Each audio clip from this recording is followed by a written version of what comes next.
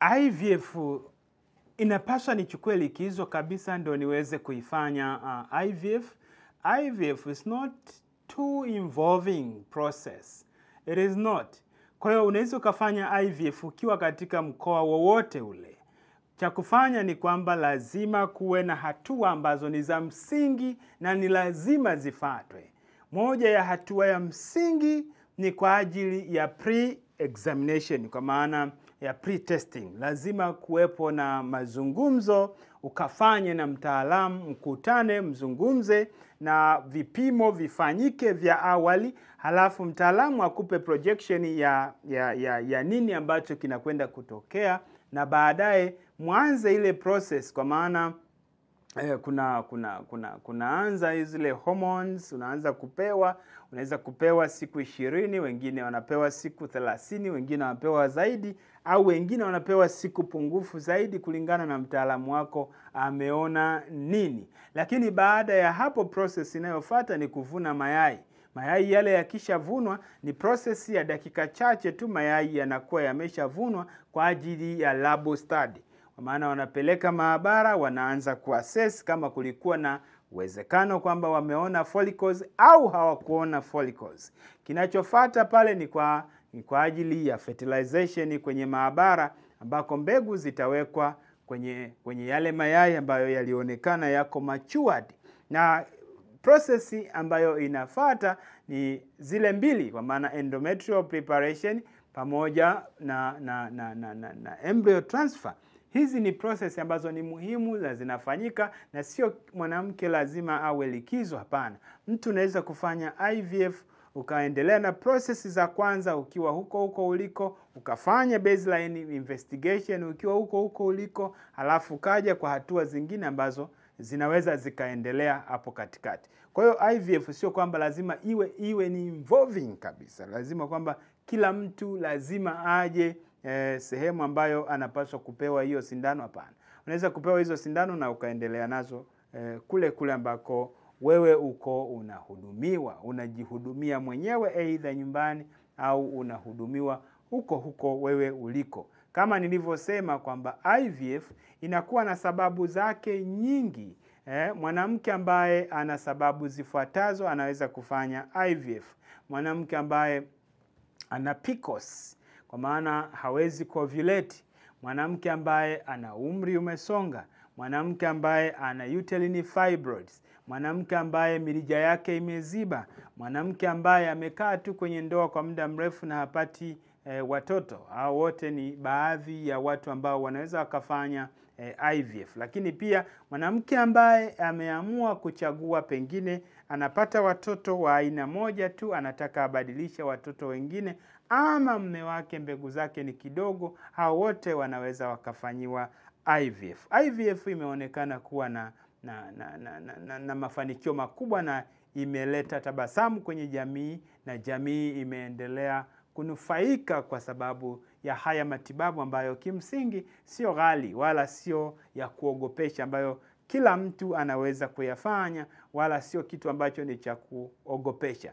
Lakini IVF imekuwa ikisaidia watu sana, hasa wale ambao wanaume wao wamepimwa na wakakutwa kwamba mbegu zao ni kidogo, na wakati mwingine wameambiwa mbegu hawana kabisa. Hawa wanaweza wakafanyiwa IVF kwa kutumia njia zingine za kisayansi za kuvuna zile mbegu zao, ili kusudi kutimiza azma ya kupata uzao wao. Kwa hiyo wewe baba, wewe mama, nendeni mkachunguzwe. Mkigundulika kwamba mna tatizo ambalo pengine linawatatiza kwa ajili ya kupata watoto wenu, msiachane, nendeni wote mfuatilie hatua kwa hatua, ili kusudi muweze kupata watoto wenu wenyewe. Wewe baba, kama umeambiwa mbegu zako hazipo kabisa, bado kuna process inaitwa TESA, unaweza kufanyiwa na wataalamu, testicular sperm aspiration. Hii inaweza ikafanyika na inafanyika kwenye IVF centers. Kwa hiyo unaweza kusaidiwa baba, ile mbegu ikafuatwa kule iliko, zikafanywa maturation nje ya mwili, na watoto wako wakapatikana kama walivyo, na ukaendelea kufurahia maisha mengine. Kwa hiyo nikupendekezee kwamba matibabu ya ugumba yako mengi, Lakini matibabu ambayo yameonyesha angalau yana mafanikio ya hali ya juu ni IVF. IVF imeonyesha kuwa na mafanikio ya hali ya juu, na wakati mwingine IUI inaweza kufanya vizuri, hasa kwa wanawake ambao umri wao ni mdogo. Kwa hiyo cha kufanya ni kwamba unapokosa mtoto kwa muda mrefu, fanya vipimo wewe na mke wako. Mkisha kufanya vipimo wewe na mke wako, wasikilizeni wataalamu watasema nini. Na baada ya hapo, kama watawapendekezea kufanya IVF, fanyeni IVF haraka ili kusudi muweze kupata watoto wenu kwa wakati. Na inapotokea pengine wataalamu wamemwambia mwanamke kwamba mirija yake imeziba, wala asitafute namna nyingine ya kuchelewa. Maana kuna wakati mwingine unaambiwa mirija yako imeziba, lakini unatafuta muda, unabuy time, unajikuta umechelewa kufanyiwa huduma. Kwa hiyo, na kama unavyojua, IVF inaathirika sana na umri pia wa mwanamke. Kwa hiyo ni bora kama ukiambiwa na wataalamu kwamba wewe tatizo lako, we mama, mirija yako imeziba, na wakisha kwambia imeziba na wakafanya kipimo cha HSG kikaprove kwamba imeziba, wakarudia tena kikaprove kwamba mirija imeziba, fanya IVF. Na kupendekezea kabisa kwamba fanya IVF ndio itakayokuwa na uwezo wa kutatua tatizo lako. Lakini pia ikitokea kwamba huyu mwanaume amepimwa, ameambiwa ana azoospermia, usikate tamaa, kwa sababu hilo tatizo la azoospermia bado kuna process za kisayansi zinazoweza kufanyika ukapata uzao wako mwenyewe.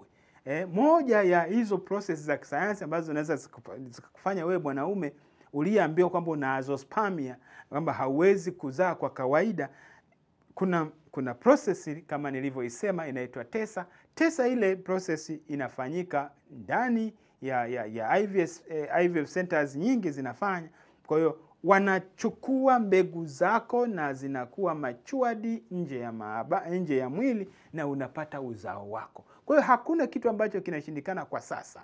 Kwa hiyo kila kitu ambacho ulifikiri pengine ni kigumu kinaweza kikafanyika. Kwa hiyo we baba, we mama, na kusihi tafuta matibabu ya ugumba haraka, ili unapoambiwa na wataalamu kwamba uwezo wa kupata mtoto ni mdogo, kwa hiyo unachofanya ni kwamba unatafuta hatua kwa hatua haraka ili kusudi uweze kutatua tatizo lako la ugumba. Kwa hiyo mimi ninawapendekezeeni, na Mungu atusaidie katika hatua zote ambazo tunapitia. Najua kukosa mtoto katika nyumba sio kitu kirahisi, inaumiza wakati mwingi, lakini ninawapendekezea ya kwamba msimwache Mungu katika hatua zote mtakazokuwa mkipitia. Kwa hiyo kama umepitia hatua za kutafuta mtoto kwa muda mrefu, pendekezo langu ni kwamba fanya IVF. Na IVF maana yake ni kurutubisha yai nje ya mwili. Yai lako linachukuliwa na mbegu za mume wako zinachukuliwa,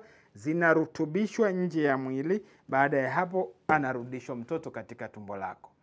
Ni kama vile natural process inavyofanya kazi, lakini hii inarahisisha kwa sababu unafanya ukiwa unaona. Na IUI, intrauterine insemination, tofauti yake na IVF ni kwamba intrauterine insemination hauna uhakika ya kwamba zile mbegu ulizoweka zimeenda kwenye yai na kurutubisha. Kwa maana mbegu zinasogezwa kwenye yai ambalo tayari limepevuka mwilini mwa mwanamke. Hiyo ni IUI. Lakini ziko tiba nyingi za ugumba ambazo zinaweza zikaendelea. They can be traditional, they can be modern. Zote hizi ni tiba ambazo zimeonekana kuwasaidia dada zetu, shangazi zetu, mama zetu. Wasikilizeni wataalamu katika nchi. Nchi yetu ina wataalamu wengi, nendeni mkawasikilize. Ina hospitali nyingi, nendeni mkatibiwe. Sikilizeni wataalamu watakachowaambia. Chochote ambacho watakachowashauri wataalamu kuhusu matibabu ya ugumba, kifanyeni, kwa sababu wanao uzoefu, wanao weledi na wana taaluma ya kutosha.